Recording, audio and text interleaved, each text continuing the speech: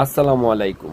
Record পরিমাণ টাকা পাওয়া গেল কিশোরগঞ্জের পাগলা মসজিদের দান বাক্স থেকে। কিশোরগঞ্জের ঐতিহাসিক পাগলা মসজিদে দিন দিন বাড়ছে দানের টাকার পরিমাণ।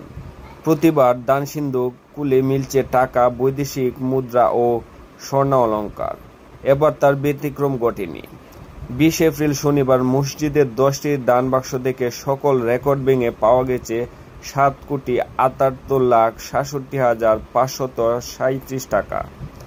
সাধারণত 3 মাস পর পর পাগলা মসজিদের দান সিন্ধুক খোলা হলেও এবার 4 মাস 10 দিন পর সকালে পাগলা মসজিদের 9টি দান বাক্স ও একটি ট্যাঙ্ক খোলা হয়।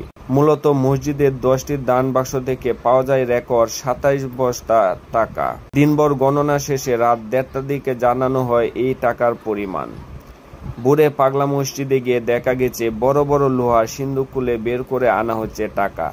একটি কিংবা দুটি নয়, গুনে গুনে 9টি লোহার সিন্ধুক আর একটি ট্যাঙ্ক থেকে এসব টাকা পাওয়া যায়। পরে বস্তায় করে নেওয়া হয় মসজিদের 2য় তলায়।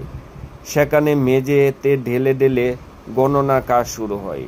প্রতি 3 মাস পর পর এমন দৃশ্য দেখা যায় কিশোরগঞ্জের ঐতিহাসিক পাগলা মসজিদে।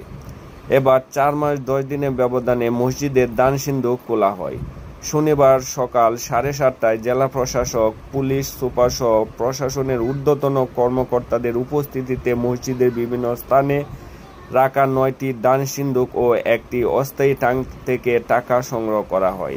দান বাক্সে পাওয়া টাকা গণনা কাজে অংশ নেন পাগলা মসজিদের নুরানী হাফিজিয়া মাদ্রাসার 112 শিক্ষার্থী, রূপালী ব্যাংকের 50 জন কর্মকর্তা কর্মচারী সহ 2 শতাধিক মানুষ। এর আগে ডিসেম্বরে সর্বশেষ মসজিদের দান সিন্ধুক থেকে পাওয়া গিয়েছিল 6,32,51,423 টাকা। আজকের ভিডিও এই পর্যন্তই। আবার দেখা হবে অন্য কোনো নতুন ভিডিওতে। সেই পর্যন্ত সবাই ভালো থাকুন, সুস্থ থাকুন। আল্লাহ হাফেজ।